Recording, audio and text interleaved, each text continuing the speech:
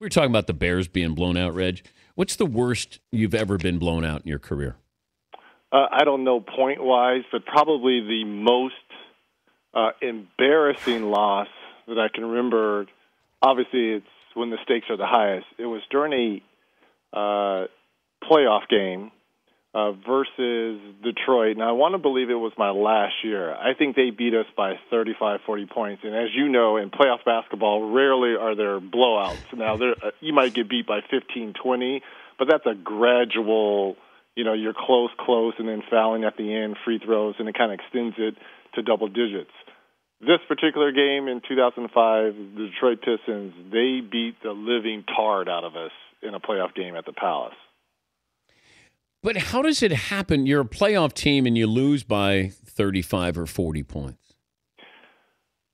It could be just one of those nights where you're not making shots and your lapse on your defensive, identity and assignments.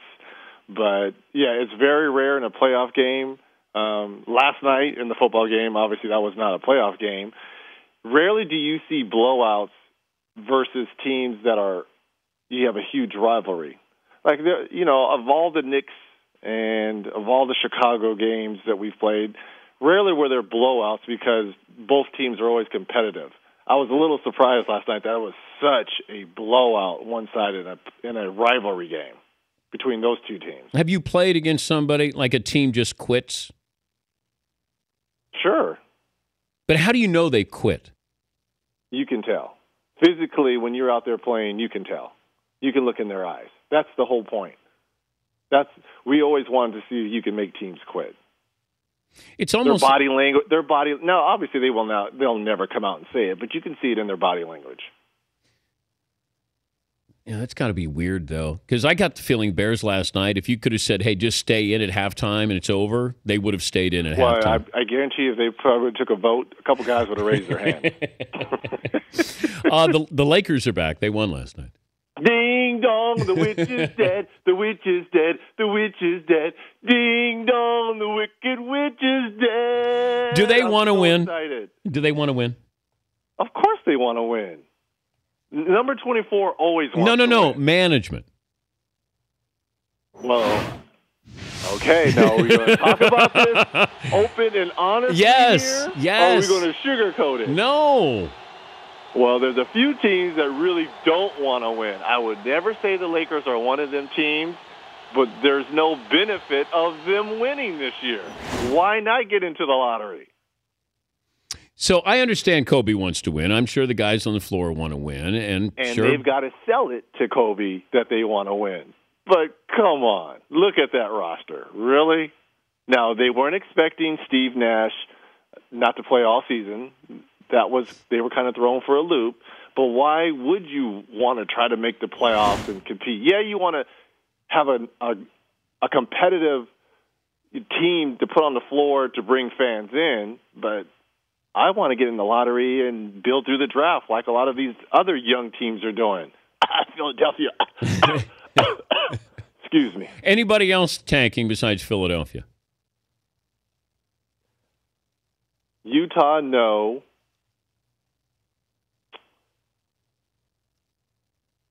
No. Orlando? No. They have enough pieces there, minus Oladipo's out for like a month and a half. But they could be competitive. They're not trying to build through the draft. They've tanked enough. Well, I'm going to get a call. I know I'm going to be getting a call. I am going to be getting a call, but that's why Turner pays us. They pay us to be honest. I'm sorry. Would you have a problem seeing Steve Nash hitting golf balls if you're a Laker fan? Well, if he can't carry his own bags to the plane and get injured, if he can't get out of bed and injures his back, look, he's out for the year. We all know that. Do I have a problem with it? No. He's retired. He gave us 14, 15 great years, two-time MVP. Do I have a problem with it? No. Would I like for him at some point in time to come back and be on that Laker bench to help Jeremy Lamb and Ronnie Price out and kind of be a mentor to some of the younger guys? Yeah, it would be nice. Do I have a problem with it? No, he's retired. He's done. So he can really do what he wants. But don't tell me, he tweaks his back by carrying his bags to the bus. and then I see a Vine video of you hitting golf clubs. That's, if you're the casual fan, you probably have a problem with it. As a former player, no, I don't. You know, I know how hard he rehabbed and tried to get back. I understand that. We've all been on the trainer's table, you know, pushing our bodies to get back to play at the highest level. He tried everything he can. As a player, no. As a casual fan, and I see that, and then he tweaks his back by picking up his bag, yeah, I would probably have a problem with that. He's Reggie Miller, NBA on TNT. Reg has Raptors Bulls Thursday night, 8 Eastern on TNT. Cavalier fans, after seeing what you saw at home and then on the road and now back home, how do you think Cavalier fans feel? Cautiously optimistic. Look, we've talked about this on your show. I've always thought it's going to take a while for them to build chemistry, especially with guys that's really, they've never won anything at the highest level. Now they understand the scrutiny that they're going to be under every single game. People thought that this was just going to be reserved for the playoffs. No Kyrie, no Kevin, no Dion Waiters. No, every game you guys are going to be judged like it's Game 7 of the NBA Finals, and that all comes along with playing with LeBron James. But I'm just trying to figure this out. Kyrie Irving's got to understand that, and he played at Duke, you know, so it's not like you came up and you don't understand a little bit of a team concept here. Dion Waiters, I get, you know, I don't think he'll change, but I would think Kyrie Irving would be able to understand how much better he'll be when his team is better. And it doesn't, like, you watch these guys, you can't play Utah, Reg, and have less assists than Gordon Hayward does individually. But, Dan, you mentioned Duke. Did he really play at Duke? I mean, he broke his foot. Yeah. He started off the season, played 2 or 3 games, broke his foot, and was done until the last game when they lost versus Arizona. So he only played a handful of games at Duke. Now, was he around Coach K and the guys every day at practice? Yeah. But there's a difference from playing 30 college games as opposed to playing 5. But do you see this all the time? These young kids come in and they want to establish who they are and they want to get their deal and their max contract, get their shoe contract, like all these things. Is Kyrie Irving one of those players? Well, I hope not. I think his head is in the right place. I think he wants to win. Remember, it's been his show there for the last 3 or 4 years. You know, so he's really been the conductor. But now things have to change. And when LeBron James decided to come home, the first thing I tweeted out, Dion Waiters and Kyrie Irving have to shoot 500 to 1,000 short corner threes because that's going to be their game. It's going to have to be their game. It's nice that they're able to create their own shot and all that, but they don't have to do that for this team to be successful. LeBron James is the point guard on this team, but he needs space to be able to create.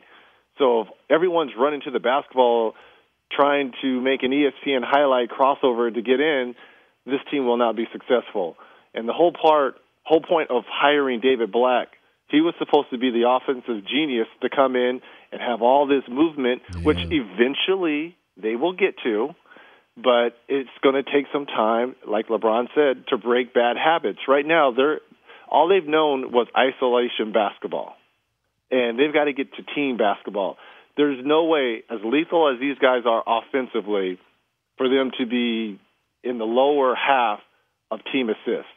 Kyrie's a great passer. Love is an exceptional passer for a big man, and we all know LeBron's numbers. This team should be much better in terms of team basketball than it currently is. You seen any good movies lately? I saw 2. What'd you say? Well, obviously, Gone Girl was Did you like the phenomenal? A lot of twists. Phenomenal. Okay. Phenomenal. Okay. Nightcrawler. Have you seen that with Jake Gyllenhaal? Oh my goodness, this dude is great. But how great is Rene Russo at age 62? Hey, he went for her, didn't he? Yeah. Didn't he go for? Didn't he? He boxed her in a corner. He boxed her in a corner. He boxed her in a corner. It was a box and one. Here's the thing: if they really gather news this way, we are all doomed. If that really, if any part of that movie is true, we are all in trouble, my friend. Okay, so Nightcrawler and Gone Girl. And Gone Girl. Those are the last 2 movies that I actually went and saw. Did you see Bill Murray movie? I have not seen St. Vincent. Okay. That's on my bucket list. But you see a lot of them. I do. Don't you? Well, now that I'm back in working and stuff, I'll be on the road. So, yes, I'll be able to attend more movies. Oh, that's when you go see more movies when you're on the road. Usually when I'm working, I'm out, and if you're in Cleveland, 'cause there's not a lot to do in Cleveland, you just go to the movies. Well, you're going to Toronto. Toronto's a fun town, right? Toronto is a clean New York. Toronto is a fabulous city. Great restaurants. Where did you ever get in trouble? Trouble as in what? I don't know. For you, Okay. like late night trouble for you. Knock on wood, which I'm doing right now. You never really get in trouble, but obviously you could get in trouble in New York. Your teammates got in trouble in Miami, but I never went out in New York. But you could get in trouble. Okay. You could get in trouble in Miami. I'm going to tell you a place where you could get in trouble. Phoenix, you could get in trouble. The good thing about Phoenix, and they may have changed a lot because I've been retired since 2005, but didn't everything used to close at 1 o'clock in Phoenix? Yes. That was the good thing.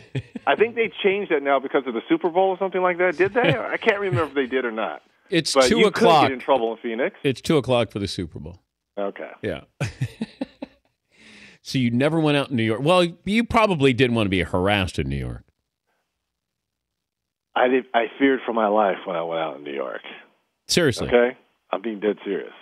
People, they still hold a grudge there. I love them, but they still hold a grudge. Like they hate you? They love the idea of hating me. They think like I'm the boogeyman. Like, seriously. Like they couldn't sleep at night. I think you and John Starks should shoot a video where you go out on the town. Here's the thing, and John and I are fairly cool now. I've seen them when I've had to call Knicks games at the Garden. He and I are fairly cool. We exchange pleasantries. You know, how you doing? How's the family? Everything is scripted. We're cool. And what about you and Spike Lee? Better. Well, it couldn't have got much worse. We're better. It's 20 years, Reg. Look, I'll go to a Spike Lee movie. I will say that.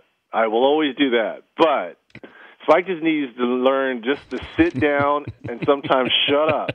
That's all. That's all I ask. Sit down and shut up. Do you think he knows the triangle offense? Heck no. And he did a documentary on it, too. I know. Come on. Well, Look, there's only two people that know the triangle. Really three. Tex, obviously, the innovator, Phil, and Michael Jordan. Maybe Kobe a little bit. Maybe. But those are only three guys that really know it. Is MJ, Tex, and Phil. Safe travels to Toronto. I appreciate it. I'll talk to you next week. For all those men and women of the armed forces, please come out to the Veterans Classic in Annapolis, Maryland. I love doing it. Tennessee versus VCU. Michigan State versus Navy. It's going to be awesome. All right. Thank you, Reg. Appreciate it. All right. Reggie Miller calling the Bulls and Raptors this Thursday night. Reg grew up in a military family. So.